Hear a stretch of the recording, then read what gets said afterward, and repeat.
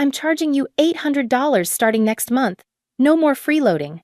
That's what my stepmom Marlene said as she pointed her fork at me at Thanksgiving dinner. Everyone froze. Even the turkey seemed offended.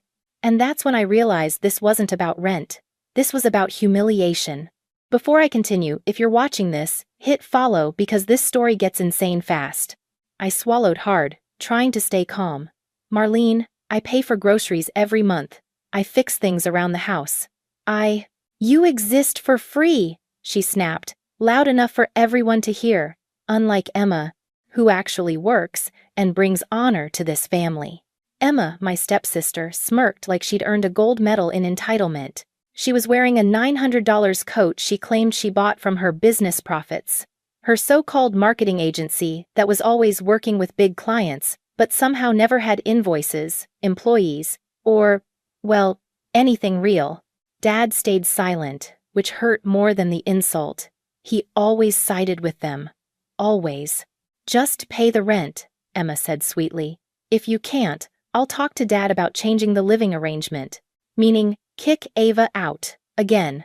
I stood up from the table. You want me gone? Just say it. Oh, stop being dramatic, Marlene rolled her eyes. We're just teaching you responsibility. Emma works 10 times harder than you. But before I could respond, someone else spoke. Ryan. Emma's boyfriend. Usually quiet. Always observing. Tonight, he pushed his chair back, eyes sharp. Actually, Emma doesn't work at all. The entire table snapped toward him. What did you just say? Emma choked. Ryan sighed like he had been holding this in for way too long. I'm done protecting you, Emma. I'm tired of being dragged into your lies. My heart thudded. Lies? About what? Dad blinked. Ryan, what are you talking about? Ryan took out his phone. Emma doesn't have a marketing agency. Those big clients she brags about? Completely fake. She made up contracts, forged revenue statements, and even used Ava's name on fake references. What? I whispered. But Ryan wasn't finished. And the money she invested from you? He said, looking at my dad. She didn't invest anything. She spent it luxury bags, trips, shopping. I warned her to stop, but she kept going. Emma slammed the table. Stop lying. Ryan held up screenshots, messages, bank statements, voice notes. The room exploded. Marlene shouted. Dad stuttered. Emma screamed at Ryan. And for the first time in years, no one was looking at me like I was the problem. But they weren't ready for what came next. Because all the attention swung back to me when Ryan said the words that blew the night apart. And that's not even the craziest part. Ava, didn't you tell them who actually owns the company Emma pretends to run? The room went silent. My throat tightened. I hadn't planned to reveal this. Not today. Not like this. Because if they knew the truth, everything would change. And now the entire table was staring at me, waiting. I opened my purse and pulled out the envelope they never expected to see. The moment I placed the thick beige envelope on the table, everyone leaned forward like it contained a bomb. In a way, it did. Emma's voice cracked first. Ava, what is that? I looked at her, then at Dad, his face pale, confused, like he was finally realizing he didn't know me at all. These, I said quietly, are the documents you should have seen years ago, but no one ever bothered to ask. Marlene crossed her arms. Stop being dramatic. What kind of documents? I slid the envelope open and pulled out the first stack of official papers, stamped, signed, undeniable. Ryan nodded, already knowing what was inside. Tell them, Ava. So I did. I own 72% of the company Emma has been bragging about. The one she claims she built from scratch. Marlene's jaw fell. That's not possible. Emma practically lunged across the table. You're lying! Dad, she's lying! She doesn't even know how business works. I sighed, tired of the same script. I funded the startup.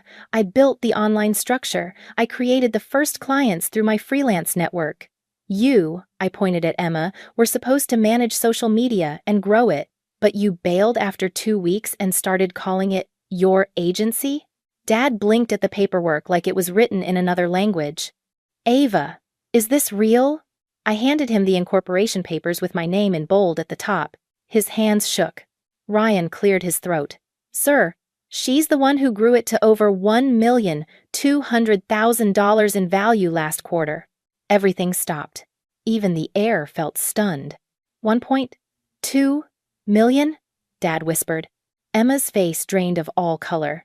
She looked like someone had unplugged her entire personality. That's impossible, Marlene whispered. Ava works normal jobs. She's quiet. She's smart, Ryan cut in sharply. Smarter than all of us here. And she's been carrying your entire daughter's fake career for years. Emma exploded. You betrayed me, both of you. She grabbed Ryan's phone, trying to snatch the evidence, but he pulled it away. Emma, enough, he said. I warned you this lie was going to drown everyone. But the moment that truly shifted everything was when Dad looked at me, not with disappointment, not with irritation, but with fear. Fear of losing access to the daughter he never valued. Ava, he said carefully, you should have told us. Maybe we could have helped. I laughed. Not loudly, not proudly, just a tired, broken laugh. You never helped me when I needed it. You never believed in me. You never even asked what I was building. The room felt heavier than the entire house. Marlene, desperate now, tried to turn the tables. Fine, you made money. Good for you. But you still owe us rent, young lady. Success doesn't mean responsibility disappears. I stared at her, then smiled. Because now, I was finally done playing small. You're right, I said softly. I don't owe you rent. I paused. You owe me. Everyone froze. Dad frowned. What? Owe you, what? And that's when I dropped the second bomb, the one even Ryan didn't know about. I reached back into the envelope, and this time pulled out the property deed. For this house. No one breathed. I whispered, Dad, Marlene. This house has been in my name for 2 months. Their mouths fell open, but I wasn't done. And since you wanted to talk about rent, I placed the deed on the table, letting the truth settle like thunder. We're about to have a very different conversation. Before I could say another word, Emma suddenly stood up, grabbed my arm, and hissed. You're not throwing us out, right? Her grip tightened on my arm, nails digging in. Emma wasn't asking a question, she was begging in disguise. I slowly pulled my arm free. Why wouldn't I? Her eyes went wide, glossy with panic. Ava, please, you can't seriously be thinking about evicting us. Marlene shot up from her chair like a triggered alarm. Evic, what? Ava, this is our home. Correction, I said calmly. It's my home, legally, fully paid, transferred into my name after I settled the remaining mortgage you two kept defaulting on. Dad blinked hard. We defaulted? Marlene's lips tightened. She clearly hadn't told him. Ryan whispered under his breath. Holy crap! Emma's voice dropped to a whimper. Ava, look, I'm sorry, okay? I didn't mean to treat you like less. I was just stressed, and I made mistakes, and... I raised an eyebrow. Mistakes? Emma, you stole my clients, faked contracts, used my name without permission. Told everyone I was a loser freeloading in your house. Her face crumpled. I wasn't cruel, but I wasn't going to save her from the truths she created. Marlene jumped in, voice shaking with anger. You were a child when I married your father. I raised you. I put a roof over your head. I stared at her. A roof I paid off. The silence was brutal. Dad swallowed, his voice barely a whisper. Ava, what do you want from us? It was the first honest question he'd asked me in years. For you to respect me, I said. For you to stop using me. For you to stop treating me like the backup daughter. Emma burst into tears. Real ones, big ones, messy ones. I'll fix everything, she sobbed. I'll apologize to every client. I'll rebuild the company with you. We can be partners. Please just don't kick us out. For a moment, some small part of me, the old Ava, felt a twist of sympathy. But then I remembered every time Emma called my work cute. Every time Marlene told people I was between jobs. Every time Dad dismissed my achievements like they were irrelevant. And the sympathy evaporated. Emma, I said softly, you didn't break my confidence. You broke my trust. Ryan stepped beside me. Ava's right. You've been lying to everyone, including yourself. Emma whipped around at him. So you're taking her side? My sister's side? Ryan looked at me, then at her. Ava didn't lie, he said. You did. Marlene slammed her hand on the table. We're not going anywhere, you hear me? This is my husband's home. I cut her off. Dad signed the transfer willingly. He just thought you'd get your act together before I took action. Dad looked down at his hands. Quiet. Guilty. He knew this moment was coming. Marlene stiffened. You signed what? Dad finally met her eyes. You kept saying Ava wasn't contributing, but she was the only one keeping us afloat. I thought. Giving her the house might make you two realize her worth. It was the first time he ever defended me. And he did it when it was already too late. Marlene stepped back, stunned. Emma sobbed harder. Ryan exhaled, relieved that the truth had finally gutted the room. I stood there, breathing in the bitter silence. I'm giving you 30 days. All three of them froze. Emma choked. 30? What?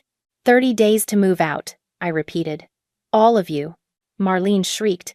You can't do that. Ryan rubbed his forehead. Legally, she absolutely can, Dad whispered. Ava, please, where will we go? I didn't answer. Not yet, because before I could speak, before I could make the final call, there was a knock on the door. A loud, urgent knock. I turned. Ryan frowned. Emma wiped her tears. Marlene muttered, Who the hell is that? I opened the door, and standing outside was a man in a suit, holding a briefcase, looking directly at me. He said one sentence that froze the entire hallway. Ava, we need to discuss the audit on your family's accounts. Emma gasped.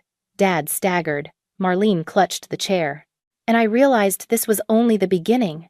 The man in the suit stepped inside, flipping open his briefcase. Miss Ava, as requested, I've completed the audit. Everyone stared at me. Emma's voice cracked. You requested an audit? I nodded. Months ago. When money started disappearing from the business accounts. Marlene's throat bobbed. What? What money? The auditor pulled out documents. A total of $86,400 was withdrawn using shared family access. The transactions were traced to subscriptions, shopping sprees, and unauthorized transfers. Emma's face collapsed. No, that's not, he continued. And several charges came from your two kids' gaming purchases, Mrs. Marlene. Marlene went white. Dad whispered, We stole from Ava? I looked at him. Calm, steady, done. You didn't notice. But yes, and I let it slide. Until tonight. Emma fell to her knees. Ava, please, I'll pay it back. I swear, just don't make us leave. The auditor added the final blow. By law, Miss Ava can file for full reimbursement and eviction without extension. She owns the property and the business stake. Marlene snapped. You're enjoying this, aren't you? I shook my head. No. I'm finally choosing myself. Dad stepped forward, voice trembling. Ava, one chance. Just one. My chest tightened. For a second, I saw the father I used to adore. But pain weighs heavier than nostalgia. I gave you years of chances, I said softly. You gave me nothing back. Emma sobbed into her hands. Marlene stared at the floor, defeated. Dad just broke. I walked to the front door and opened it. You have 30 days. After that, the locks change. Silence. Shattering, final silence. But just as I turned away, Emma whispered something that made me stop cold. If we leave, I'm taking Dad with me. You'll never see him again. I froze mid-step. And that was the one threat I wasn't prepared for. I looked at Emma, her face desperate and pleading. Take him? He's free to make his own choices, I said calmly. I'm not holding anyone here against their will. Marlene gasped. You can't just... I cut her off. I can. Legally, emotionally, morally. This house, this business, my life, it's mine now. Emma's eyes filled with tears. And for the first time, I saw fear. Not just of losing money or status, but fear of being exposed. I walked through the house, feeling every wall, every corner, knowing I had reclaimed what was always mine. The audacity, the lies, the theft, it all ended tonight. Ryan followed quietly, supportive but not intrusive. Dad stayed behind for a moment, silent, realizing the years of neglect had caught up with him. Finally, I turned to them. You wanted control over me, over this house, over my success. You lost, and now it's over." Marlene slumped into a chair, defeated. Emma buried her face in her hands. And Dad, well, he just stood there, speechless, like a man who had watched a life pass him by without realizing it. I stepped outside into the crisp evening air, breathing in freedom. The sun was setting, painting the sky gold. I smiled softly, knowing I was finally respected, powerful, and untouchable. Behind me, the house echoed with silence, the perfect ending to years of betrayal. And just like that, I walked away. No arguments, no regrets, only victory. The family that underestimated me finally learned the truth. The story was over. And so was their control.